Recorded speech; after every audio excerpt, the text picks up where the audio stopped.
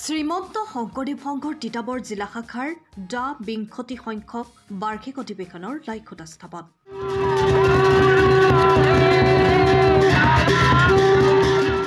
অগণন ভক্তৰ সমাৱেশেৰে উদুলি মুদুলি হ'ল তিতাবৰ সমজিলাৰ নাওপেটা জাকৈচুক পথাৰ।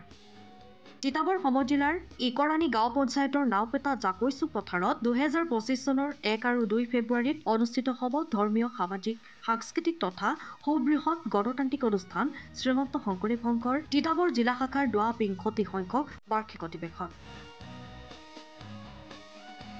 শ্ৰীমন্ত শংকৰদেৱ সংঘৰ উপ পদাধিকাৰ প্ৰয়াত বল্লভ শইকীয়াৰ সোঁৱৰণত বল্লভ শইকীয়া সমন্বয় ক্ষেত্ৰত অনুষ্ঠিত হ'ব লগা অধিৱেশনৰ দেওবাৰে দবা, শংখ, খোলতালৰ অপূৰ্ব সুৰৰ ঝংকাৰৰ লগতে আইসকলৰ উৰুলি, ভক্তপ্ৰাণ ৰাইজৰ হৰিনামৰ ধ্বনিৰে আকাশ বতাহ মুখৰিত কৰি দ্বিতীয় বৈকুণ্ঠপুৰীলৈ পৰিণত হোৱা বল্লভ শইকীয়া সমন্বয় ক্ষেত্ৰত অধিৱেশনৰ পবিত্ৰ লাইখুটা স্থাপন কৰে শ্ৰীমন্ত শংকৰদেৱ সংঘৰ তিতাবৰ জিলা শাখাৰ সভাপতি সুশীল গগৈ।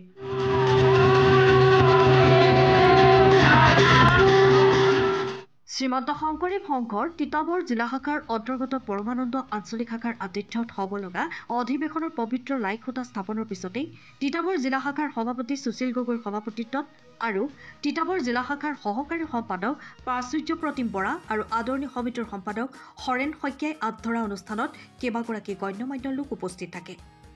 সভাত অধিৱেশন ভাগ যাতে সাফল্যমণ্ডিত হয় তাৰ আশাৰে বক্তব্য প্ৰদান কৰা প্ৰত্যেকগৰাকী বিশিষ্ট অতিথিয়ে বিভিন্ন পৰামৰ্শ আগবঢ়ায়। ২০২৫ ফেব্ৰুৱাৰী মাহত এই অনুষ্ঠান ভাগিটো আমি আজিতকৈও শতগুণ জনসংখ্যাৰ আই বাপক আমি ইয়াত সেৱা ধৰিবলৈ পাম বুলি আমি আশা কৰিছোঁ।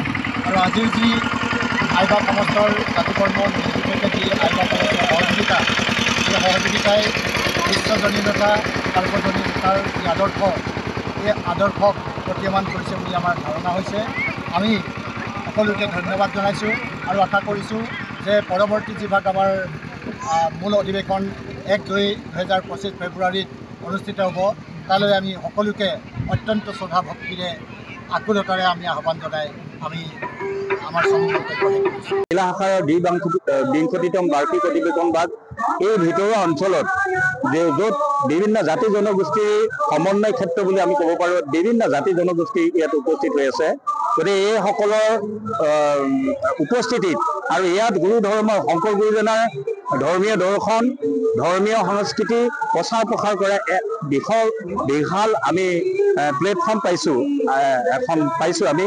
আৰু এই অঞ্চলটোত যিসকল জাতি জনগোষ্ঠী আছে সকলোকে গুৰু ধৰ্মৰ প্ৰতি আকৰ্ষিত কৰিবৰ কাৰণে এই অধিৱেশন ভাগে আমাক যথেষ্টখিনি সহায় কৰে। তিতাবৰৰ পৰা Prasenjit Rajkhowa report, time of Assam. সময়ৰ খবৰ সময়ত পাবলৈ ফ'ল' কৰক টাইম অফ আছাম।